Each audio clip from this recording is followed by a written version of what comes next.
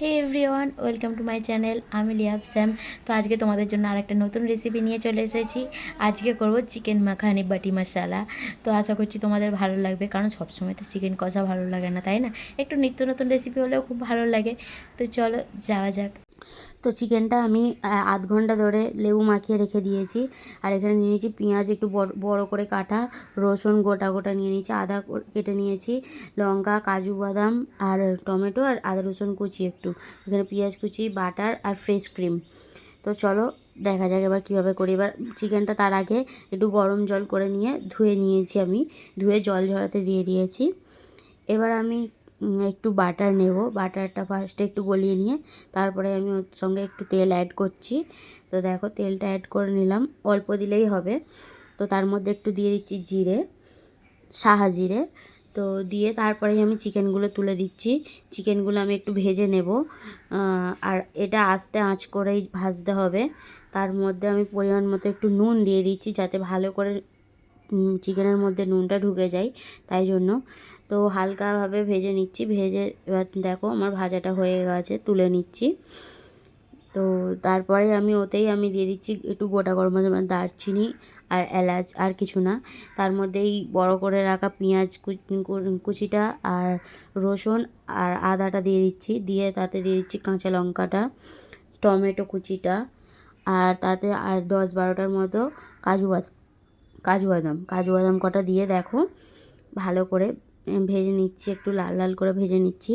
নিয়ে এটা আমি মিক্সিতে নিয়ে নিচ্ছি, নিয়ে এটা একটু পেস্ট করে নেব। এটাই আসল মশলা আমাদের। তো তারপরেই ওই তেলেতেই আমি দিয়ে দিচ্ছি দারচিনি, এলাচ, লবঙ্গ আর গোটা গোলমরিচ কয়েকটা, দেখো।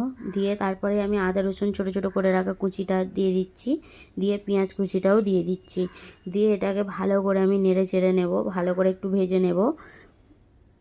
তারপরে আমি দিয়ে দিচ্ছি গোলমরিচের গুঁড়ো সামান্য পরিমাণ, আর জিরে গুঁড়ো, ধনে গুঁড়ো দিয়ে ভালো করে নেড়ে চেড়ে নিয়ে আবারও আমি একটু কষিয়ে নিচ্ছি। নিয়ে তারপরেই দিয়ে দেবো হলুদ গুঁড়ো, লঙ্কা গুঁড়ো দিয়ে ভালো করে এটাকে নেড়ে চেড়ে নিয়েই যে পেস্ট করে রাখা মশলাটা ছিল সেটাও দিয়ে দিচ্ছি।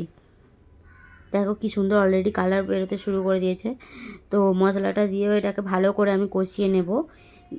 এতে একটু সামান্য পরিমাণে এবার নুন অ্যাড করব। দেখো কালারটা কি সুন্দর আস্তে আস্তে বার হচ্ছে।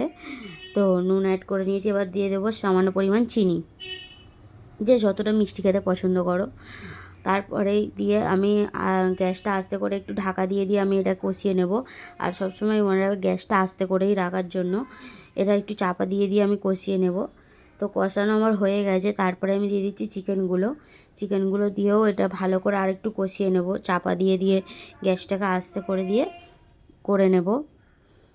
তো দেখো কি সুন্দর তেল ছেড়েছে, দেখো চারধার দিয়ে চিকেনেরও তেলটা ছেড়ে দিয়েছে।